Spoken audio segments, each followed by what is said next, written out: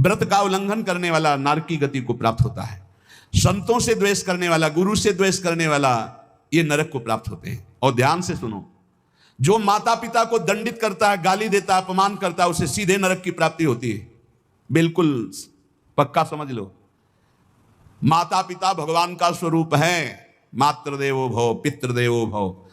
बिल्कुल बुद्धि खराब मत करो, कलयुग बुद्धि भ्रष्ट कर रहा है। माने माता पिता ने देवा साधुन ते करवावें सेवा, जिनके आचरण भवानी ते निश्चर समझानो। राक्षस है, और ऐसे राक्षस पुत्र रूप में ज्यादा पैदा हो रहे हैं। एक देखा हूं कि माता को बाल पकड़ के घसीट रहा है, लात से पेट में प्रहार कर रहा है, पिता को थप्पड़ और सीधे छाती पे लात। वाह, इस पुत्र के जानते हो क्या गति होगी? सीधे रो नरक। फिर वहां जो दंड मिलता है, वहां मरना तो है नहीं प्यारे, ना बेहोश हो सकते हो ना मर सकते हो, होश में रहकर दंड भोगना है। नरक की ये खासियत है। 100 बार काटे जाओगे, 100 बार जिंदा रहोगे, उसे यातना देह कहते हैं। होश में ये मत मानना कि नरक वरक नहीं है। जैसे लोग कहते जा रहे हैं कौन नरक सरक, बोल लो। जब फंसते हो ना, बोले यही सब मिलता है, यही नहीं मिलता है। जब चोरी करोगे तो पहले घर से लेके थाने तक डंडा चलेगा, फिर थाने में स्पेशल पिटाई होगी, फिर कपड़े वपड़े संभाल के तुम्हारे हथकड़ी लगा के जज के सामने, फिर वहां तुम्हारी चोरी का न्याय होगा। ये ब्याज में मिला है।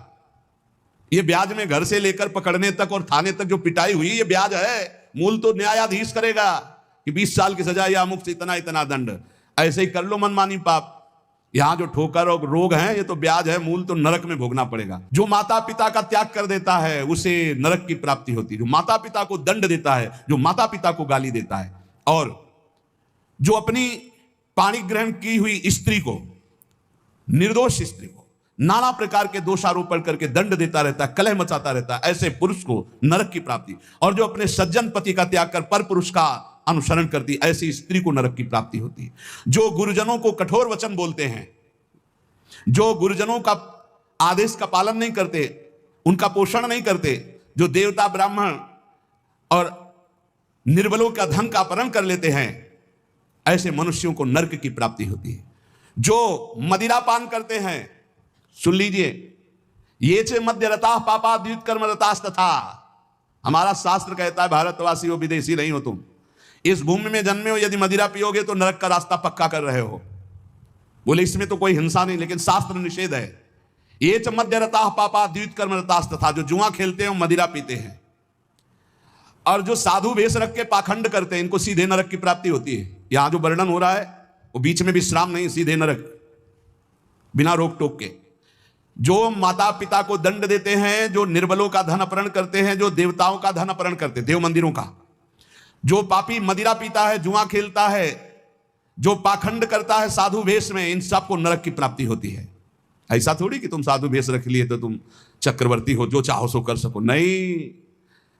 देखो, अगर साधु वेश धरकर गलती हो जाए तो भगवान क्षमा करते, चूक। लेकिन पाखंड का मतलब जानबूझ के वही करते रहना, महापातकी अतिपातकी, इन सबको।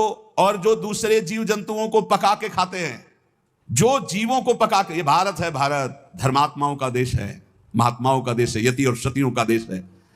यहां एक कबूतर के लिए अपने शरीर को काट के तराजू पे रख दिया, ये वो राजाओं का देश है, वो प्रजा का देश है, जो शरणागतों के लिए जीवन अर्पित कर दे।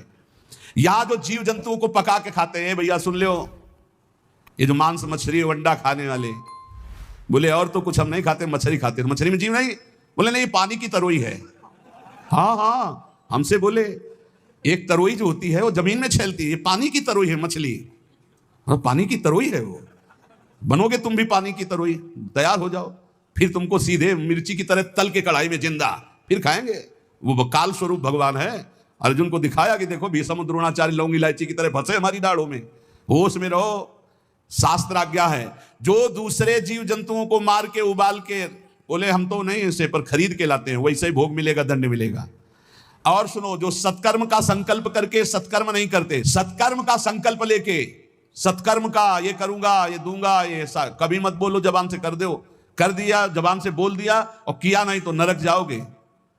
जो दूसरों को सदैव कष्ट ही देता रहता है, जो शास्त्र और धर्म के विरुद्ध चलता है, शास्त्र के अनुसार चलने वालों का उपहास करता है, जो दूसरे की जीविका छीन लेता है, जो द्वेषवश महामहिम गुरुजनों की निंदा में प्रवृत्त होता है, वे सब नरक जाते हैं। जो दाता दान दे रहा है और वो जाकर उसको भड़का के रोक देते हैं, नरक जाएंगे, दाता भी और भड़काने वाला भी। जो पाप कर्म के लिए प्रेरणा देता है, जो अनाथ उनको पीड़ा पहुंचाता है, इन भूतल पर ऐसे लोगों को नरक की प्राप्ति होती है और ये पाप उनको घोर दुख में नरकों में ढकेलते हैं। ब्रह्मण्यम पुण्यमुत्सृज्य ये द्विजा लोभ मोहिताः कुकर्म युपजीवन्ति ते वै निरयगामिनः नरकगामी। ध्यान से सुनना, जो ऊंचे कुलों में जन्म लेकर के निम्न आचरण करते हैं, न संध्या है, न बंधन है, न अर्घ देना है, बस मनमानी पापाचरण, सीधे नरक, खिलवाड़ नहीं है। तभी कलयुग ने ब्रह्मा जी से कहा था चिंता मत करो। जैसे बड़े भैया ने सतयुग ने कहा हमारे राज्य में कोई नरक नहीं जाएगा, फिर छोटे भैया त्रेता जी ने कहा कि हमारे राज्य में भी जैसे बड़े भैया का राज्य वैसे ही रहेगा, द्वापर ने कहा आज्ञा पालन की कोशिश करेंगे, तो कलयुग ने कहा ब्रह्मा जी से वचन देते हैं भूल चूक से कोई स्वर्ग या परम पद चला जाए सीधे नरक भेजेंगे, हाउसफुल, नरक हाउसफुल रहेगा। देख लो ना, यही लक्षण है, जो लक्षण है उनको देखो प्राय। जो लोभ से मोहित होकर परम पवित्र कुलों में जन्म कर होकर के अपने कुल धर्म का त्याग करके पापाचरण करते हैं, ऐसों को नरक की प्राप्ति होती है।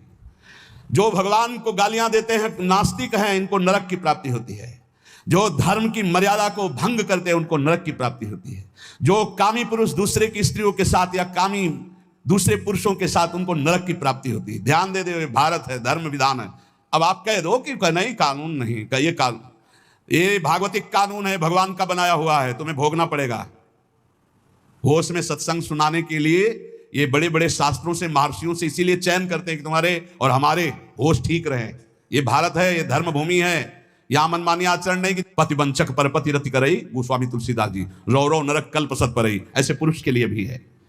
जो दंभ करता है, जो किसी को दान देने की बात कह के पलट जाता है, उसे नरक की प्राप्ति होती है। जो दूसरों की चुगली करता है, जो अभिमान में भर करके दैन्य पुरुषों को सताता है, ऐसे लोग होते हैं। जो झूठ बोलता है बात बात पे, उनको नरक की प्राप्ति होती है। जो अपनी बात कह के सीधे पलट जाता है, जो दूसरों का धन हड़प लेता है, जो दूसरों को निष्कलंक होने पर भी कलंक लगाता है, ऐसे लोगों को नरक की प्राप्ति होती है। जो पराये सुख और संपत्ति को देखकर जलते हैं, जो प्राणियों के प्राण लेने में बड़े सुख का अनुभव करते हैं, तलछा तलछा कर मारते हैं, बहुत निर्दयी लोग हैं, बहुत निर्दयी लोग। ये जलाते हैं पशुओं को, ऐसे पैर बांध दिए, ऊपर ऐसे सरिया डाल के उसमें पैरों में और नीचे आग लगा दी, धीरे धीरे घंटों में तड़प, अब मुंह बंधा है, आवाज नहीं निकल, तड़प तड़प कर वो मर रहे हैं, और वो 4-10 बैठे हंसी मजाक करे, करो करो मजाक करो। यमदूत ऐसे ही बांधेंगे, बिल्कुल ऐसे ही। और वहां यहां एक दिन तुम ऐसा पाप करोगे, वहां सैकड़ों वर्ष उसका भोगना पड़ेगा। जैसे 15-20 मिनट पाप कर ले, कत्ल कर ले, व्यभिचार कर ले, पूरे जीवन जेल में रहना पड़ेगा, फांसी भी हो सकती है। ऐसे ही यहां एक पशु को तुमने जलाया, आनंद लिया, वहां हो सकता है कि एक कल्प तक तुमको जलाया जाए। जैसे यहां एक 15 मिनट का अपराध, आजीवन कारावास। होश में ये नहीं मानना कि ये नरक स्वर्ग सब व्यर्थ है।